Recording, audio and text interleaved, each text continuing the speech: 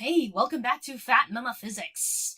In this video, we're going to look at some kinematics graphs, your position time graph, velocity time graph, and last but not least, your acceleration time graph. I'm not going to do anything quantitative in this video. This is just to get you a sense of what these graphs are telling you. And we're going to go into the quantitative aspect more in another lesson.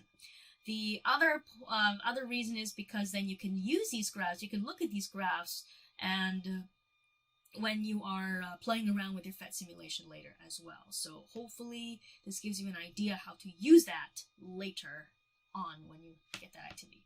So let's talk about graphing motion and what are the three graphs to do so. The first one is your position time graph.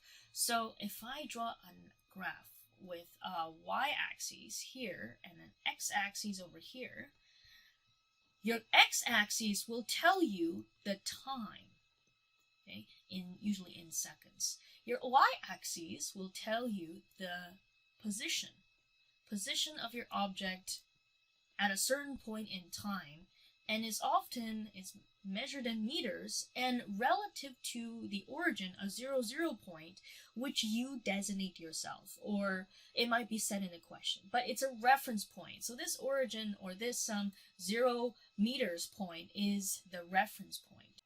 We have above the graph and below the graph, of the x-axis. So if it's here, in this part of the graph, this is in the positive direction. So that could be forward, that could be in front of your reference point, or to the right of your reference point, whatever that may be. And then here, if it's in the negative part of the graph, this is showing if it's behind the line, behind your reference point. So we call that, say, the negative direction, okay? Relative to that point.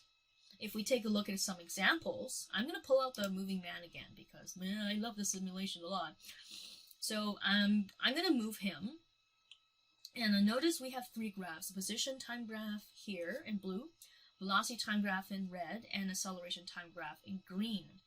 Please don't look at the other graphs for now. It's too much. Okay, just look at his position. Look at a position time graph as I am moving this man. So if I'm moving him in the positive direction, notice the blue line is now above the x-axis. If I move him to the left of the reference point 0 meters, look at the graph is now in the negative region. Okay, so we designate the middle as the reference point, and that's what that means. Going back, so that's a position time graph. All right. Now the next one is a velocity time graph. So the first one tells you the position. It's like your displacement and whatnot. The next one is your velocity time graph. How fast or in what direction is your object moving at a given time? And as you may have guessed, the x-axis is indeed telling the time and telling it in seconds. And the y-axis is telling velocity in meters per second. Okay, now this graph works a little differently because it's telling you velocity. It's not telling you where the object is. It's telling you how and in what direction your object is moving. So if we're talking about the middle, this is when the object is not moving. Object not moving. Okay, so his velocity is 0. So he can be, okay, so I'll talk about it in a moment. Okay, so that's the object when it's not moving. For example, let's do the example right now. Now, if an object may not be moving, but if that doesn't mean that the object is definitely situated at the 0 meter line for a position time graph. He might be to the right of that line, or he might be on the left of the line, and he may not be moving. The key point here is that your position time graph and your velocity time graph may look different, and that is okay. But please don't mix up the two, and that often happens with students. So let's take a look at this example I put here. positive displacement while not moving. So for example, I can have the man sitting at 7 meters with no velocity. So I'll play that, and then you will see what that looks like.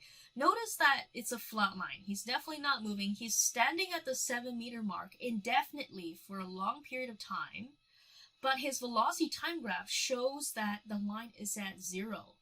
This line, red line here, is not at 7. It's not anywhere else, and that's because he's not moving.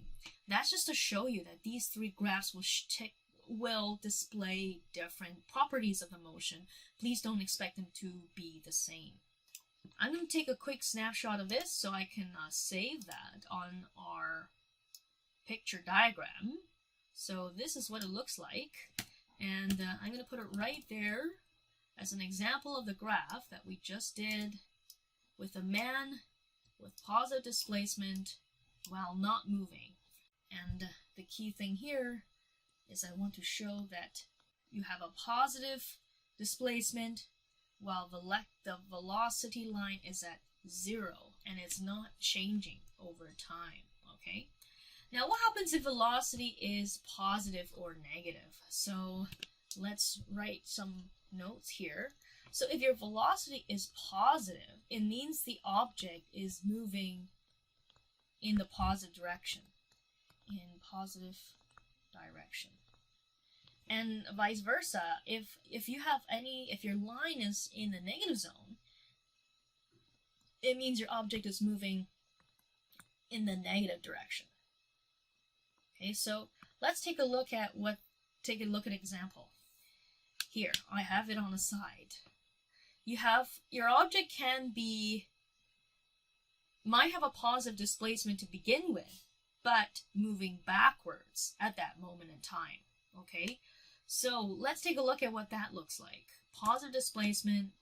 I'm going to go back to my simulation. I'm going to clear everything. I'm going to put him at 7 meters in the positive 7 meters right of the reference point, so it's positive. And we need a moving backwards. So if he's moving backwards, according to this diagram here, he needs a negative velocity. So let's put that in. I'm going to put -2, and I'm going to play this. I want you to look how the graphs are very different for the position velocity time graphs. Okay, so notice, ooh, hello, hey, notice he crossed the reference point, okay? So, a few things here. If this graphs can have a positive position while having a negative velocity. So notice these graphs again are very different. The man started off in the positive direction, started moving backwards, and then at a certain point he crossed the reference point at 0 meters, and then he continued to move back because he still had a negative velocity. But his velocity wasn't changing, so it kept still at -2 meters per second. This graph continued forward, but in the negative side of the graph, below the x-axis. Let's quickly take a quick snapshot of this and save it on our diagram. I'm gonna label a few part. Oh, this graph looks so bad. Anyways, the man was moving backwards while he was on the right side of the reference point. Then he crossed the middle, and last but not least, this is where he was moving backwards while moving towards the left. I should change this one to the left. Moving left while left of the reference point. Okay, so I abbreviated a few of those words, okay? So notice your position and your velocity time graph looking very different. Your velocity, the line on your velocity time graph can be on the negative side, whereas positive for the position time graph, okay? So they can be different. Let's look at another case. Let's take a look at if you have negative displacement while the man was moving forward. So let's simulate this one over here. I'm going to reset all. Okay, he's going to be on the negative side. I'm going to put -7 and a velocity of 2. And let's take a look at how this graph is very different. So he has a positive velocity. He's moving forward, but then he started off left of the reference point, crossed the reference point, and now he's in the right side of the reference point, the positive side, while still moving in that direction. And again, you can have positive velocity and negative position. That is fine, that's talking about the same motion. So I'm going to take a picture of that, put it here. I am going to jot down some quick notes here. So here he is moving forward while left of ref point. Here he crossed the ref point, and then last but not least, moving forward while right of ref point. And sorry, I meant moving left. Let me erase this. What I mean is just the positive direction. Notice these graphs can look very different, okay? Please don't be confused which one to draw it on. So, here's a question. Now take a look at both of the two scenarios here. In both cases, positive displacement moving forward, backwards, the velocity was constant. It wasn't changing. So on the velocity time graph, notice the line remained straight, but the position was changing. Position was not constant. Now, I want you to take a look at the two graphs where you have the two slopes here, okay? So notice one line is dropping down, is sloping downwards, while the other line is sloping upwards. Now, I want to show you another picture, so show you another scenario, where if we have the same case, let's say we put this man at -7 again, just like the last case, but I'm going to use a larger velocity. Maybe let's do something like 6 meters per second instead of 2. Let's see how that looks like. Okay, so in this case, notice that his velocity was constant, but now larger. What happened to the slope of this line? Yes, you are right. The slope became steeper. So the steeper the slope, what does that mean? The larger the velocity. So what does the slope represent on this position time graph? Yes, you are right. The slope represents the velocity on your position time graph. So let's record some of our observations.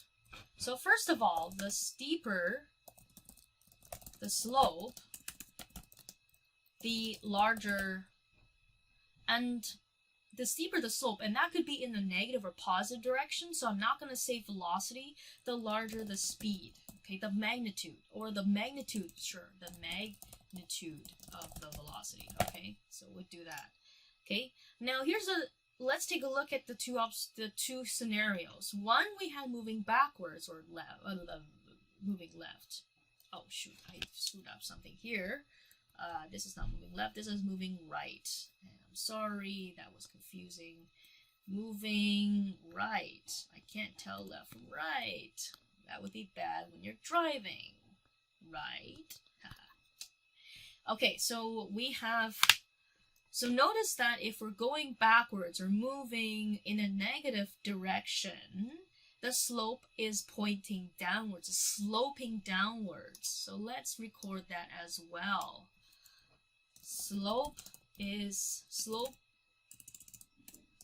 Graph slopes downwards when velocity is negative. Okay, and then vice versa, if the if the graph slopes upwards when the velocity is positive. Okay, so that's something to keep note of. Then this is all talking about, and this is important. This is we're talking about position time graph. Okay, we're talking about position time graph for these three cases. So keep that one in mind. The last graph I want to show you is the acceleration time graph. So I'm not going to talk more about acceleration in this video. This is something that you will investigate yourself, okay? Something you investigate. For acceleration time graph, and you may have guessed it, is very similar to your other graphs, in which your x-axis, this is your acceleration. Oh, sorry, I am going crazy. This is your time measured in seconds, and acceleration on your y-axis measured in meters per second squared. And very similar to velocity, you have this reference point showing 0 acceleration, so no acceleration. And if the graph is positive, means that you are accelerating in the positive direction. And then if negative, then acceleration is in the negative direction. And then we talked about how the directionality of your acceleration does not necessarily mean speeding up or slowing down. That depends on your depends on your velocity at that time. But it does mean that if your object, it means your object is getting pulled in that direction. So it will gain speed in the positive or in the negative direction, depending how it's moving. Okay, so let's do a quick recap of the qualitative side of your 3 graphs. Position time graph tells you the position. It tells you where the object is relative to a reference point, or where 0, 0 is. On the velocity time graph, it's telling you in which direction your object is moving and how and the magnitude of it, where if it's at 0, your object is not moving, and positive and negative shows you which direction your object is moving. On acceleration time graph, same thing. No acceleration if the line is at 0, and positive acceleration or negative acceleration depending on if your graph is above or below the x-axis. The key thing that I want you to take away is there's 2 things. The key thing, one of them, is that your velocity and position time graphs may look very different. One could be on one side of the x-axis, one could be on the other side of the x-axis, and that's okay, and that's something that could happen because we are talking about 2 different properties of motion, one position, one velocity. The other key thing that I want you to take away is that the slope on a position time graph represents the velocity of your object. Okay? Take these 2 ideas with you when you are doing future activities, and especially when we're doing the quantitative aspect of graphs. If you have any questions, please let me know, post them in the comments, whatnot. Otherwise, thank you for watching, and Fat Mama Physics signing out.